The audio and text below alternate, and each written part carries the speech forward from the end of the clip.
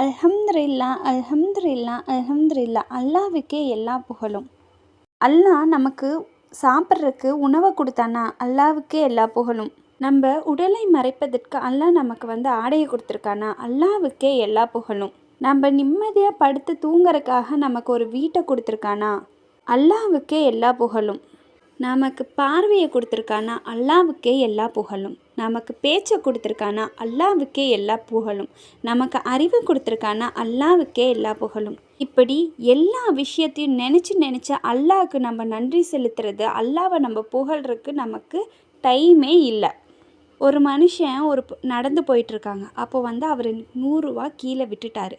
அப்போது வேறு ஒருத்தர் அந்த 100 ரூபாயை எடுத்து அந்த மனுஷன்கிட்ட திரும்பி கொடுத்தா, இவன் எவ்வளோ நல்லவராக இருக்காங்க, நம்ம காசை கொடுத்துட்டாங்க, ரொம்ப தேங்க்ஸு அப்படின்னு சொல்லி ஒரு சின்ன உதவிக்காக நம்ம அவங்களுக்கு ரொம்ப நன்றி செலுத்துகிறோம். ஆனால் அல்லாஹ் நமக்கு எவ்வளோ பெரிய விஷயத்த செஞ்சுருக்கான். நம்மளுக்கு இந்த உலகத்தில் நம்மளை தேர்ந்தெடுத்து நமக்கு உயிரை கொடுத்து, நமக்கு உடலை கொடுத்து, அதுக்கு ஆரோக்கியத்தை கொடுத்து, நமக்காக குடும்பத்தை கொடுத்து, உணவை கொடுத்து, ரிஜிக்கை கொடுத்து, ஆடையை கொடுத்து, இப்படி அல்லாஹ் எல்லாமே நமக்கு கொடுத்துருக்குறான். அப்படிப்பட்ட இறைவனை நம்ம நினைக்கிற நேரம் ரொம்பவே கம்மியான நேரம்.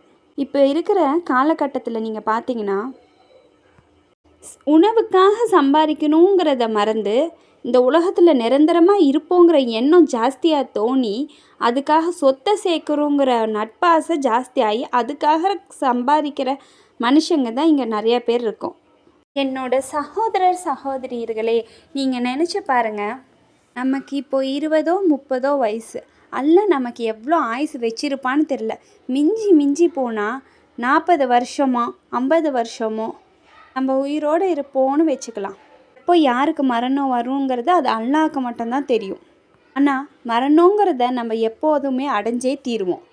அப்பேற்பட்ட மரணத்தை நம்ம சந்திக்கும் போது, நம்ம இந்த உலகத்தில் என்ன செஞ்சோம், மறுமைக்காக என்ன செஞ்சோன்னு நம்ம மரணம் அப்படி இருக்கக்கூடாது. இந்த ஃபோனை ஜாஸ்தியாக பார்க்குறத, டிவியை ஜாஸ்தியாக பார்க்குறத விட்டுட்டு வீட்டில் இருக்க டைமில் அதிகமாக அல்லாஹ்வை நினைக்கிறத பழக்கப்படுத்திக்கோங்க. தொழுகை 5 நேரம் அது ஒரு கடமையாக.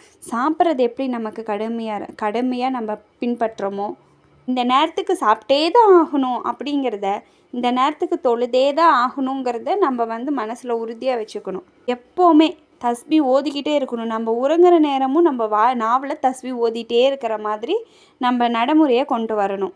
தூங்கும் போதும் நம்ம நாவு கல்பு அல்லாவையே நினைவு கூர்றதுக்கு நம்ம என்ன பண்ணால், பகலெல்லாம் நம்ம அந்த தஸ்பி ஓதிட்டே இருந்தால் தான் நம்ம தூங்கும் போதும் நமக்கு அது மனசுக்குள்ளே வாயில் வரும். அப்படி தான் நம்ம இறைவனுக்கு எல்லா நேரமும் நன்றி செலுத்தக்கூடியவங்களாக இருக்க முடியும். நினச்சி பார்க்கவே ரொம்ப பயமாக இருக்குது, நமக்கு எப்போ மரணம் வருங்கிறது. நம்ம எல்லாமே உலகத்துக்காக மட்டும்தான் ப்ரிப்பேர் ஆகிறோமே தவிர மறுமைக்காக என்றைக்குமே கிடையாது.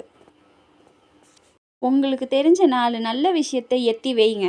நபி ஸல்லல்லாஹு அலைஹி வஸல்லம் அவருங்க எவ்வளோ பாடுபட்டு இந்த மார்க்கத்தை நம்மளுக்கு காமிச்சு கொடுத்துருக்காங்க. எத்தனையோ நபிமார்கள் இஸ்லாத்தை பரப்புவதற்காக எவ்வளோ பாடுபட்டிருக்காங்க, எவ்வளோ சோதனைப்பட்டிருக்காங்க. ஆனால் நம்ம அல்லாஹ்வை நினைவு கூறுறதுல கூட ஒரு சோம்பேறித்தனம் பட்டுட்ருக்குறோம். நான் உங்களுக்கு டெய்லி ஒரு தஸ்பி சொல்கிறேன், அதை அன்னைக்கு ஃபுல்லாக சொல்லிக்கிட்டே இருக்கலாம். நம்ம இனிமேலாவது மறுமைக்காக வாழலாம்.